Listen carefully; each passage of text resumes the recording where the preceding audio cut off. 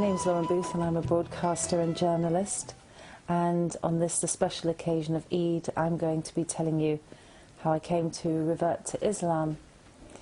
I was brought up in not a religious household, but I always believed in one God, and I would pray most nights. I remember when I was about 7 years old, and I'd say, "Dear God, remember my family," or whatever little girls pray for. Religion didn't figure very largely in my life, but I was a good prayer on my own, for sure. Whenever I was in trouble at college, or whenever I wished for something a great deal, I would pray to God. And I feel in the masjid as well, this sort of energy flowing between people as well. And the other thing I noticed the other day as well in the masjid, which was interesting, was being in the women's section and looking through the little squares and seeing the men downstairs praying. Now, as an outsider going to a mosque, I have thought, the women are being put up here because somehow they're seen as sinful. The women are being put up here because somehow they're part of a harem, because this is what it means in our eyes. Historically, the women were all there as sexual playthings for the men. But what I felt, praying with the women there, as a Muslim, is it's great not to be around the men. It's great to be in our community. It's great to have our space. It's great to be elevated. They can have the nice space down there. We have our own space. Equal spaces, but separate spaces. I really got that the other day. It felt really relaxing and powerful, and not in the least like being in a harem. A lot of people ask me, what are the changes that have come practically in your life now that you're a Muslim?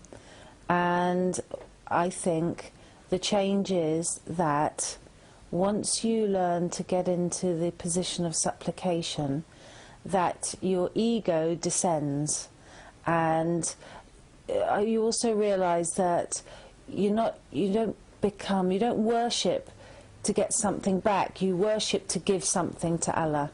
So the exchange is actually, you're finding out how to give.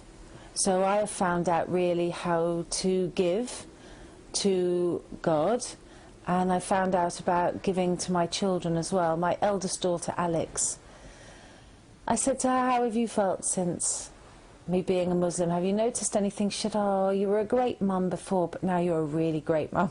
So I don't know what that means. I don't think I've become a better cook, that's for sure. But I think the focus is off me. I don't really mind if I don't exist now. I feel absolutely free. I don't feel restricted to being a certain person, or worried excessively about presenting a face to the world.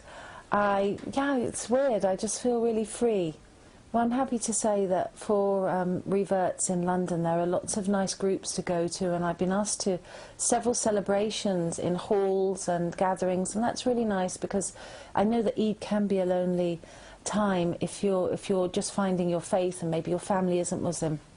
But I knew that I wanted to spend my first Eid obviously with my daughters, but with friends in a family home. So I'm here in West London enjoying a real family Eid with lots of daughters around, and lots of giggling and lots of very fine chapati.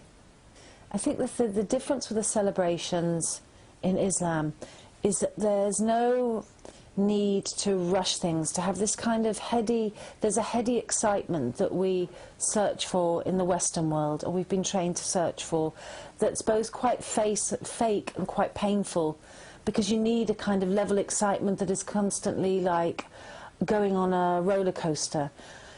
What you get in Islam and with celebrations like Eid is you get a relaxation and a friendship and a depth of calm that is a happiness in itself, and that's how I'm spending my first Eid. Well, my children will ask me about Eid, but as they're both coming to Masjid, it will be better answered by some of the people that we're going to meet tomorrow.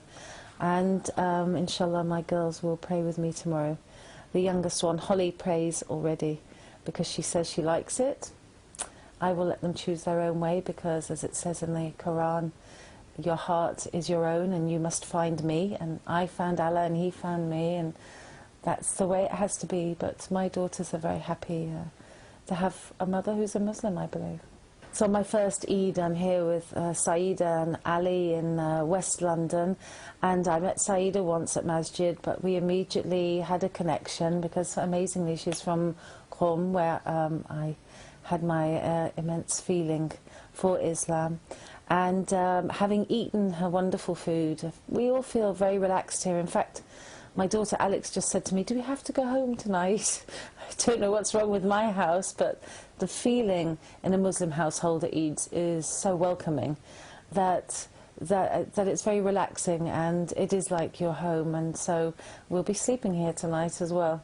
My message today to all of you out there in the Muslim world is thank you for the incredible welcome that you extend to everyone who comes to Islam, because you are the living Quran. You are Allah's example on earth of what can make life great. You are what has drawn me to Allah and my children with me to a better life. Don't keep talking yourselves down. I hear so often people say, please Lauren, don't judge Islam by its people. But I do. You know why? Because I've never had a bad experience yet with any Muslims. I haven't had these rip-offs, these lies, these scary experiences in all my years, in 5 years of travelling the Middle East and meeting Muslims all across the United Kingdom. I've only met joy and love. So you are Allah's best example on earth, and thank you.